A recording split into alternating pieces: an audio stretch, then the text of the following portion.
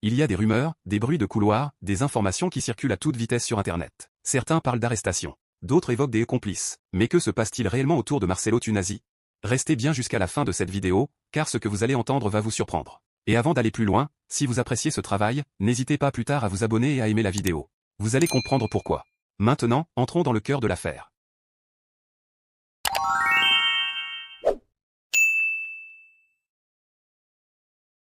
Depuis quelques jours, une rumeur s'est propagée à une vitesse folle. Marcello Tunasi aurait été arrêté, accompagné de plusieurs complices. Une phrase courte, mais qui a créé un séisme sur les réseaux sociaux. Des captures d'écran, des commentaires, des vidéos, des pages anonymes. Tout le monde parle. Mais personne ne sait réellement. Alors, d'où vient cette rumeur? Qui l'a lancée? Et surtout, pourquoi maintenant? L'affaire autour de Marcello Tunasi et de la famille Candolo a déjà mis le pays en ébullition. Entre accusations de faux, conflits familiaux, tensions juridiques et rumeurs d'arrestation, il n'en fallait pas plus pour que certaines personnes profitent de la situation pour amplifier la tempête. Et c'est dans ce climat fragile que quelqu'un a publié un message affirmant que Marcello aurait été arrêté. Avec ses complices, un terme volontairement vague, mais extrêmement puissant pour attirer l'attention. C'est la question qui a enflammé les débats. Certains disent qu'il s'agit de proches. D'autres parlent d'avocats. D'autres encore évoquent des membres de l'Église. Les spéculations sont allées dans tous les sens. Aucun nom précis. Aucune preuve. Juste une formule qui frappe. Marcello et ses complices. Et cette phrase a été suffisante pour faire paniquer, choquer et diviser le public.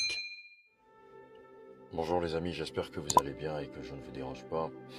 Alors, je viens avec un peu de retard et après m'être un peu déconnecté de l'affaire qui concerne maman Blanche Candelo à Marcello Tunasi. Déjà même que je comprends pas pourquoi on l'appelle Blanche Candelo, mais bon, c'est un autre débat. Je vous avoue que je suis vraiment déconnecté en fait de l'actualité et j'essaie de reprendre un peu les bribes pour comprendre cette histoire. Aussi, je considère en fait que l'affaire est bouclée depuis plusieurs mois l'année dernière en fait, avec les analyses de Niaou, les analyses de certains points qui ont été soulevés, comment dire, chez Love, Peace and Love, voilà, j'y arrive. Des analyses que moi-même j'ai faites, au travers bien sûr de toutes les informations qui circulaient par rapport justement aux circonstances.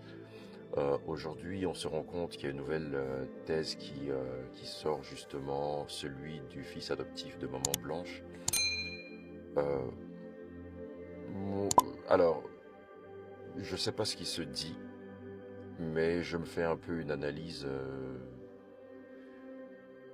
profonde de la situation, dans le sens que nous avons quelqu'un sur un plateau qui a donné une version justement de ce que comment dire, l'accusé, le principal accusé lui a dit la veille de l'annonce officielle du décès de sa femme. Et aujourd'hui, on a une autre thèse du fils adoptif. Ce qui amène à croire, ce qui amène en fait à penser que, comment dire, c'est Kasongo Yoni, hein, je crois, celui qui a été interviewé par Lise Manzambi, il doit être entendu. Que ce soit au Congo, que ce soit en Turquie, que ce soit en Belgique, il doit être entendu. Parce que là, en fait, il est, on va dire, l'épicentre en fait d'une réflexion qui pèse depuis plus d'un an. Et vu qu'il a eu la confession du concerné, donc du mari de la femme, il devient en fait, comment dire, plus ou moins un point d'épicentre en fait dans cette affaire en fait. Ensuite, et là, je ne sais pas si je vais être d'accord avec tout le monde ou si tout le monde va s'approcher justement de mon analyse. Si on dit que le fils adoptif de Maman Blanche est allé jusqu'à faire un acte de décès, alors là, je pense que ça fout dans la merde Marcello. Ça le fout totalement dans la merde. Pourquoi? Pour la simple raison que, déjà de 1, ça fait un moment qu'il y a des doutes sur l'acte des décès. Les doutes se sont, soulevés parce que jusqu'à je ne sais pas combien de temps, comment je peux dire ça, la transcription n'avait pas été faite au Congo. Ensuite, je crois qu'il y a un délai pour le faire, si je ne me trompe pas. Je crois que ça doit être un délai. Je crois qu'il y a un délai pour le faire, pour déclarer justement. Et donc il a été, mais vraiment très loin du délai en fait, ce qui fait en sorte que ben là ça lève que des doutes. Ce matin j'étais juste en train de me préparer et j'ai vu sur le profil d'actualité de YouTube que Mamu International spécifie que il se pourrait que le passeport de Maman Blanche aurait été brûlé. Alors si c'est le cas, là ça passe directement à la piste criminelle en fait. Parce que pourquoi veut-on cacher cette preuve? Et là maintenant le juge peut demander aux instances aéroportuaires de fournir tous les voyages de Maman Blanche. Ah là ils n'auront pas le choix. Document officiel, ils sont obligés de le faire en fait. Euh, et on revient justement au fils adoptif, comme on disait. Si il a il a effectué une démarche pour avoir un document officiel sur la mort de sa mère, ça veut dire que en tant que juge, en tant qu'avocat, parce que j'ai cru comprendre qu'il était avocat, il a eu le doute sur la véracité ou du moins le réel justement des documents qu'a apporté Marcelo. Il a sûrement vu toutes les inconvenances en fait liées justement au document qui circule et qui est celui dont on dit que c'est le document officiel, mais encore pire. Je pense qu'il a fait aussi une analyse où il se disait aujourd'hui la guerre c'est sur les biens, mais les biens dont on parle en fait sont basés sur justement la déclaration du mari, mais il semble avoir en fait un quiproquo, et ce quiproquo en fait amène justement en fait à établir de réels documents officiels,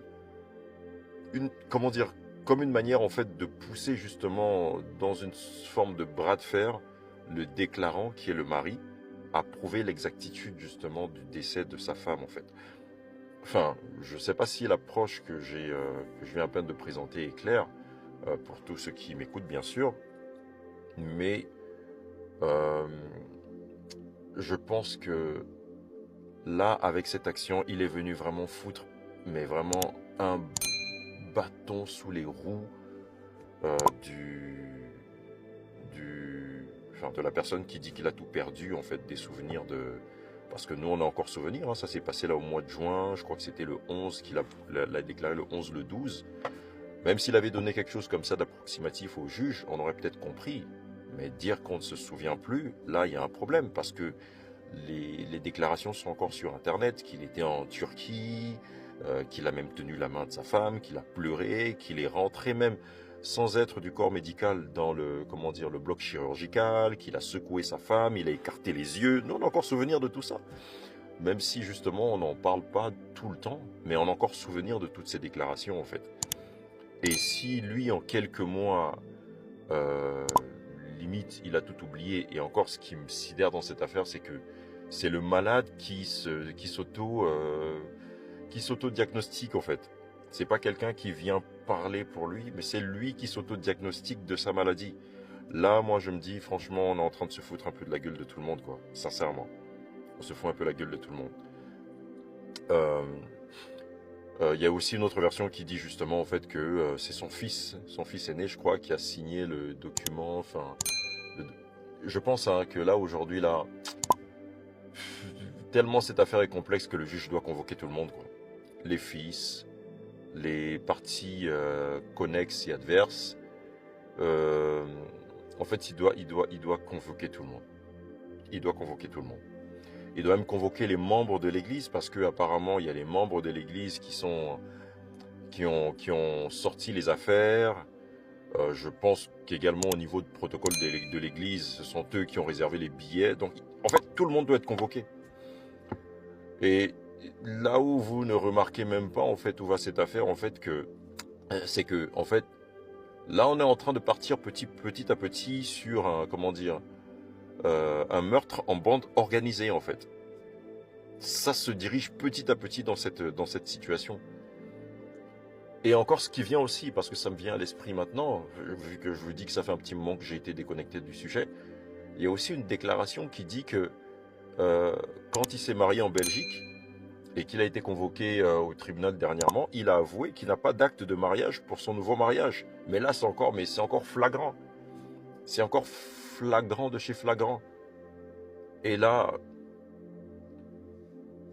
il n'y a pas plus complexe que ce sujet et ça montre à suffisance en fait qu'il y a quelque chose qui est en train d'être caché. Et si cette affaire est cachée, ça veut dire simplement en fait que euh, euh, il y a anguille sous roche. Il y a anguille sous roche.